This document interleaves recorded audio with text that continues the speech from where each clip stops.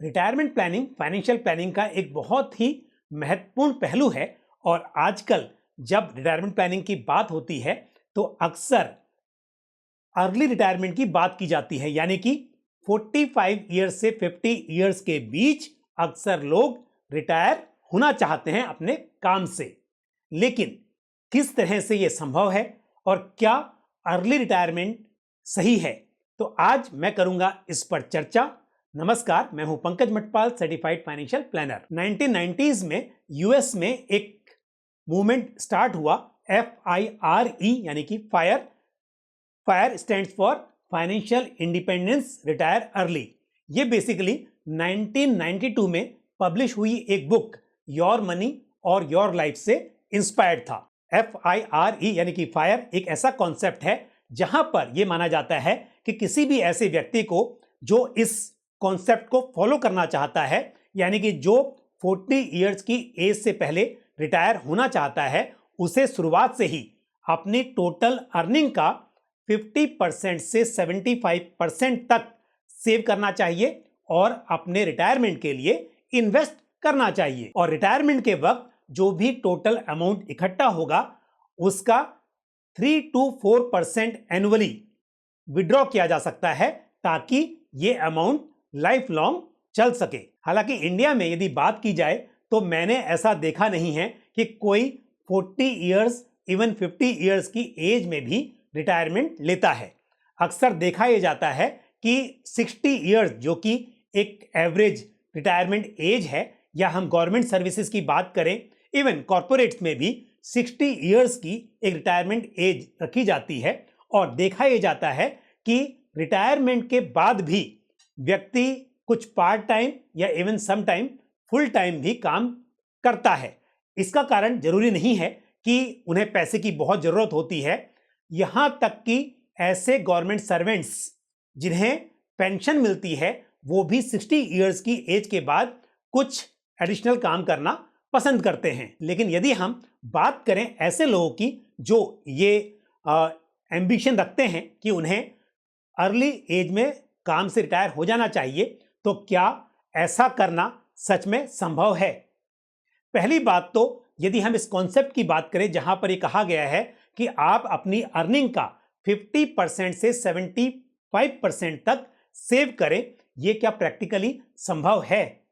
और यदि कोई व्यक्ति ऐसा करता है तो फिर शायद फ्यूचर में अर्ली रिटायरमेंट को सोचते हुए अभी प्रेजेंट शायद सही से जी पाना मुश्किल हो सकता है। चलिए, यदि कोई व्यक्ति ये सोच भी लेता है कि जो अर्निंग होगी पहले कुछ इयर्स में उसका बड़ा हिस्सा बचाया जाएगा और ताकि अर्ली रिटायरमेंट लिया जा सके, तो क्या जितना पैसा इकट्ठा होगा उससे पूरी जिंदगी सरवाइव कर पाना सच में संभव हो पाएगा? यदि हम इंडिया में लाइफ एक्सपेक्टेंसी की बात करें, यानी कि इंडिया में एवरेज लोग कितने साल तक जीते हैं, तो ईयर 2022 में ये 70 इयर्स है ऑन बर्थ। और यह भी जानना जरूरी है कि लाइफ एक्सपेक्टेंसी 0.33% से हर साल बढ़ रही है। अब यदि ये मानकर चलें कि एक 25 इयर्स ओल्ड व्यक्ति आज 1 लाख रुपया खर्च करता हो, और हो सकता है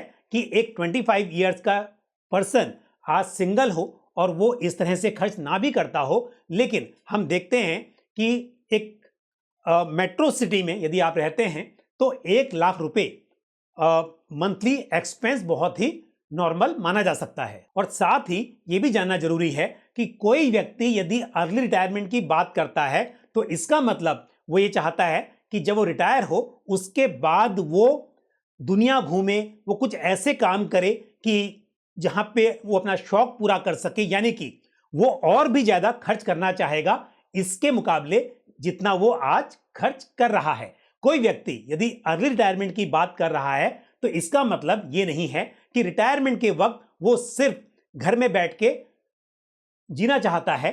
वो डेफिनेटली आज के हिसाब से जो खर्च होता है उससे कहीं ज्यादा खर्च करना चाहेगा। चाहे वो किसी क्लब की मेंबरशिप लेना चाहे, वर्ल्ड टूर पर जाना चाहे, एवरेस्ट की चढ़ाई करना चाहे, शायद कुछ अपने शौक पूरा करना चाहेगा। इसीलिए कोई व्यक्ति अर्ली रिटायरमेंट के बारे में विचार करेगा। और ऐसे में आप ये मानकर चल सकते हैं कि उसका खर्च या उसका लाइफस्टाइल आज से बेहतर होगा और महंगा होगा। अब यदि हम 1,00,000 रुपए की फ्यूचर वैल्यू कैलकुलेट करें 7% एवरेज इन्फ्लेशन को ध्यान में रखते हुए, तो मैं आपको बता दूं कि 25 ईयर्स के बाद, यानी कि कोई व्यक्ति यदि 25 ईयर्स में यह सोचता है कि उसे 50 ईयर्स में रिटायर होना है, तो 25 ईयर्स के बाद उसको पर मंथ कितने पैसों की जरूरत पड़ेगी।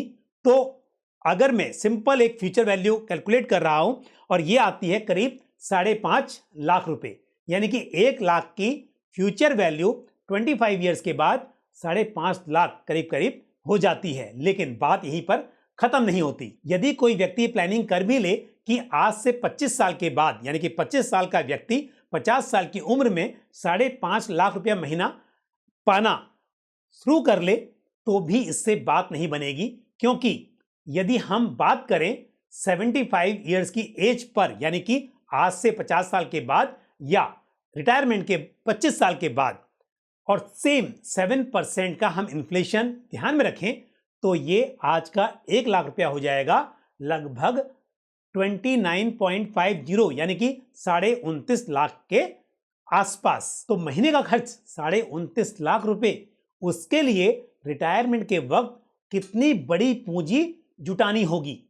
यदि आप ये भी मान के चलते हैं कि 1 लाख, मैं कुछ आपको बड़ी अमाउंट कह रहा हूं, तो अगर इसका आप आधा भी कर देते हैं, तो उसके बाद भी ये जो राशि है ये बहुत बड़ी इकट्ठा करनी होगी इस तरह की रिटायरमेंट प्लानिंग के लिए। जब कोई व्यक्ति 60-65 में रिटायर होता है, तो उसके पास पोस्ट रिटायरमेंट ईयर्स कम बचते हैं।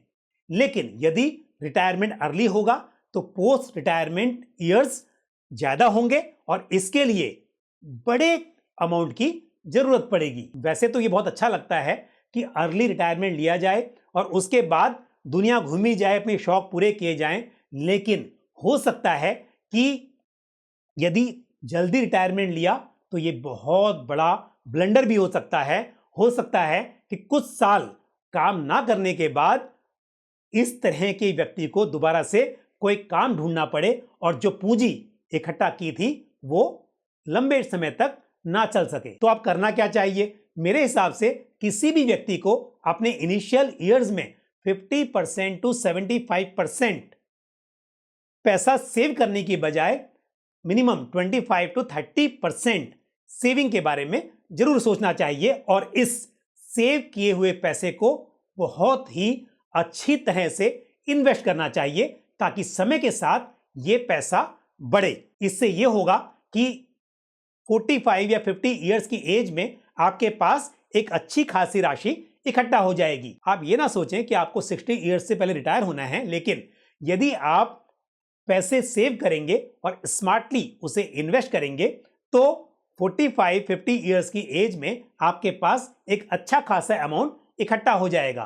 तो उस वक्त हो सकता है कि आप जिस तरह का काम कर रहे हैं, जो जॉब कर रहे हैं, यदि आप वहां पर बहुत सेटिस्फाइड नहीं हैं, तो उसके बजाय आप दूसरा अपनी पसंद का कोई काम शुरू कर सकते हैं।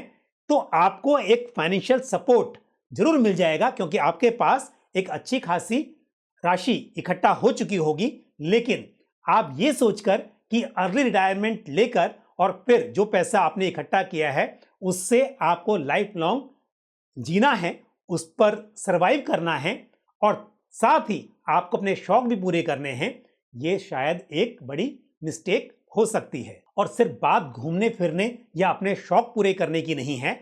उम्र के साथ आपको पता है कि मेडिकल एक्सपेंसेस भी बढ़ने की संभावना रहती है। हालांकि आप कहेंगे कि हेल्थ इंश्योरेंस प्लान बाय किया जा सकता है, लेकिन एज के साथ साथ हेल्थ इंश्योरेंस का प्रीमियम भी बहुत बढ़ जाता है। साथ ही इंडिया में सोशल सिक्योरिटी या तो नहीं है या फिर ना के बराबर है। तो ऐसे में एक बेहतर प्लानिंग करना ताकि आप अपने वर्तमान को भी जी सकें और भविष्य के लिए भी आप पैसे इकट्ठा कर सकें, आपको सही एज पर रिटायरमेंट प्लानिंग के बारे में सोचना चाहिए और साथ ही उसी तरह से आपको अपनी प्लानिंग करनी चाहिए। तो ऐसे लोग जो फायर यानी कि फाइनेंशियल इंडिपेंडेंस रिटायर अर्ली के कॉन्सेप्ट से काफी प्रभावित हैं और जल्दी रिटायरमेंट के बारे में सोचते हैं, शायद ये वीडियो उनके लिए एक आई ओपनर हो सकता है। क्या आप भी मेरी ओपिनियन से सहमत हैं? मुझे कमेंट करके जरूर बताएं। आज के इस वीडियो में इतना ही। अगले वीडियो में फिर आपसे मुलाकात होगी। Thank you. जय हिंद।